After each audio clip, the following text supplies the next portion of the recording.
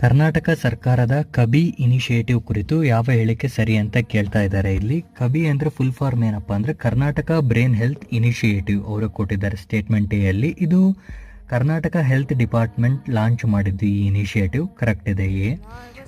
Statement B ಏನು ಹೇಳ್ತಿದಾರಪ್ಪ ಅಂದ್ರೆ 33 brain clinic ಸ್ಥಾಪಿಸಬೇಕು ಅನ್ನೋದು ಕರೆಕ್ಟು. ಆದರೆ it deals with psychological diseases ಅಲ್ಲ, ನ್ಯೂರೋಲಜಿಕಲ್ ಡಿಸೀಸಸ್. ಸೊ ನೀವು ಕಮೆಂಟ್ಸಲ್ಲಿ ಬರೀರಿ ನ್ಯೂರೋಲಜಿ ವರ್ಸಸ್ ಸೈಕಾಲಜಿ ಅಂದ್ರೆ ಏನು ಅಂತ. ಓಕೆ, ಸೊ ನಾವು ಬಿ ಎಲಿಮಿನೇಟ್ ಮಾಡಿದ್ವಿ ಅಂದರೆ ಆಪ್ಷನ್ 1 ಎಲಿಮಿನೇಟ್ ಆಗುತ್ತೆ, ಆಪ್ಷನ್ 3 ಆಪ್ಷನ್ 4 ಎಲಿಮಿನೇಟ್ ಆಗುತ್ತೆ. Correct answer A C D only.